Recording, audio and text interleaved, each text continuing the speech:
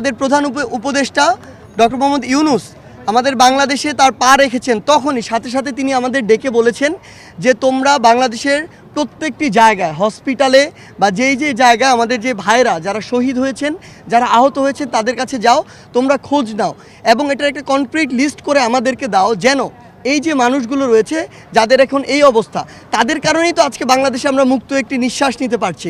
তো তিনি বলেছেন যে অবশ্যই ওই মানুষগুলোর প্রায়োরিটি আমাদের সবার আগে।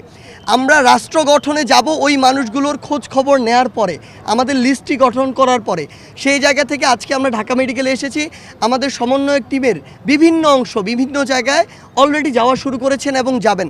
আমরা স্পষ্ট করে আপনাদের মাধ্যমে জানিয়ে দিতে চাই, আমাদের যে ভাইরা যাদের আমরা এতদিন যতটুকু খোঁজ নেওয়া প্রয়োজন ছিল আমরা নিতে পারিনি, আজ থেকে সে ভাইদের দায়িত্ব আমরা নিচ্ছি।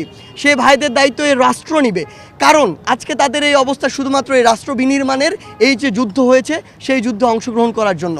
তারা এই 24-এর যুদ্ধের এক একজন শহীদ, এক একজন যোদ্ধা, এক একজন তারা তাদের জায়গা থেকে নেতা। আমরা শুধু এগুলো সমন্বয় করেছি, কিন্তু তারা জীবন দিয়েছে বলে আমাদের রক্তে ওই তাড়নাটা এসেছে যে না, আমাদের কিছু করতে হবে, আমরা রাজপথে নেমেছি।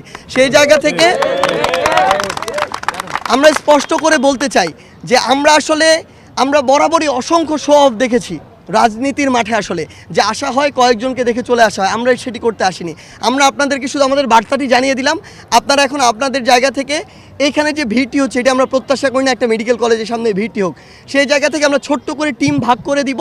ওই টিমগুলো নিজেদের দায়িত্বে তাদেরকে ওয়ার্ড হসপিটাল ভাগ করে দেওয়া হবে, তারা যাবে এবং ওই যে লিস্টটি, সেই লিস্টটি করা হবে। অর্থাৎ আমরা আমাদের কাজও করতে চাই, আবার ওখানে যারা রয়েছে আমাদের ভাইয়েরা বোনেরা, তাদের যেন কোনো অসুবিধা না হয়, হসপিটালের জন্য পরিস্থিতি খারাপ না হয়, সেটিও আমাদের লক্ষ্য রাখতে হবে।